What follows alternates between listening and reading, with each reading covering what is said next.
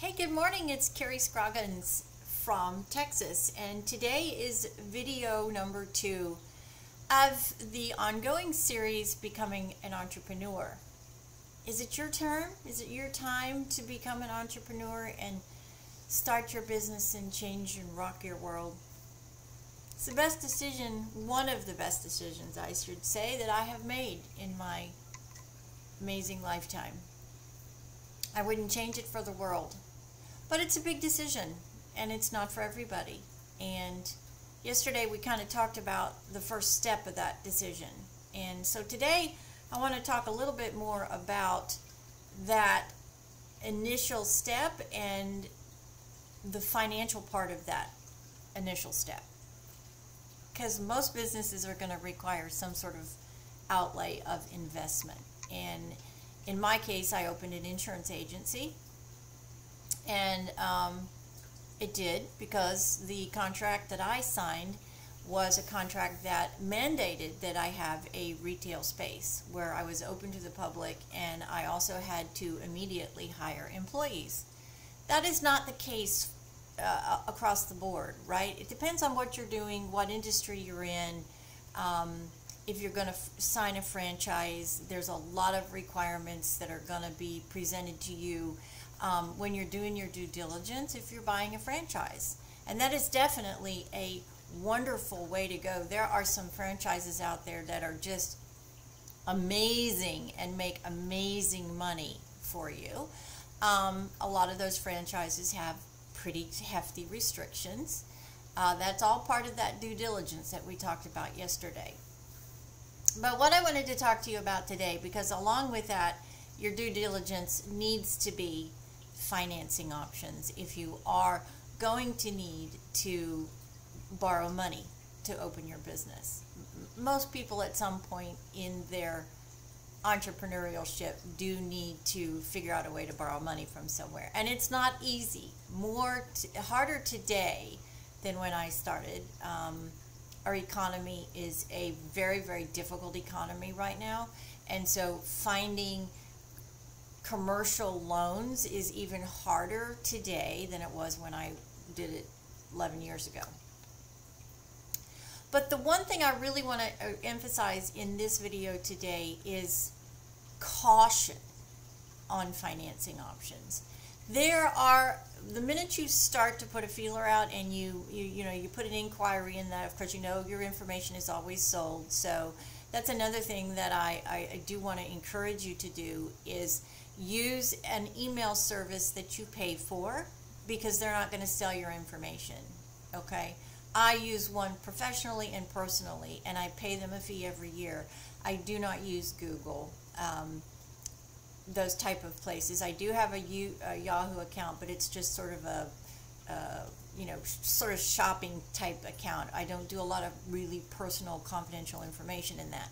I have an account that is one that I purchased, which is Reagan.com, and it is a completely different world there when you subscribe to and pay for an account. They don't sell your information, so you don't immediately get pop-ups everywhere when you're looking at something. I would encourage you to do that. That's really important. I would also encourage you, if you're going to be in your business, and really any business that you're selling, you're going to be collecting important information from your clients, so you want to make sure that you've got a really, really sound protected server. I actually went to Microsoft directly because my system was hacked once and then almost a second time, and I was like, no, we're not doing this. We're going to go directly to Microsoft. And so now my email systems are all based on a Microsoft server, for that reason, that I don't ever want to have to go through that entire process again. So that's an important part of it. But loans, let's talk about this. The minute you start to put a feeler out there, you're going to get bombarded with people calling you and saying, oh, we can give you $30,000, or we can give you $120,000, and all you have to do is provide us your business plan, and on and on and on and on. I want to really caution you against using those vendors, because what they do is they say to you, okay, you can borrow this money, and then when it gets to the payback options, that is when you can really get into trouble. I would never encourage you to find any loan where you have a daily, weekly payback system, because that is just catastrophic to any new business. You need to be working with probably a bank that you have some sort of relationship with already, because if you're working with a local bank in particular, you're going to know the people in the bank, and the bank is going to know you, and it's going to be a lot easier for you to find financing if you're already in a banking relationship and you can document your own history. Okay, that's really important. When I started, that is what I did. I went to a local bank and I knew the banker. I actually did when I started, I did actually get a co-signer because it was a pretty hefty note that I needed for my contract. And I used a line of credit. And so I had up to a certain amount of money that I could borrow against as I went, and I built my business, and then I would pay it back. So it's sort of like a revolving credit. You use it, you pay it back. You use it, you pay it back. You use it, you pay it back. And in my opinion, that's probably the safest way to go when you are talking about financing options. Using these fly-by-night programs, I think, is very dangerous to the overall picture of your financial stability, because they don't tell you a lot. They don't divulge to you up front a lot of the things that you need to know. The biggest and most important part of that is your payback options. Getting tied into a daily, weekly, or payback option is just, it's way too much pressure, because in the beginning, starting any business, you don't know what your income's going to be. You don't know what your receivables are going to be. You need to get further down the line when you can demonstrate, okay, this is the amount of income I have coming in, and so I'm not going to have a problem paying back these type of numbers on a weekly basis. I would just never encourage you to do that as a startup company.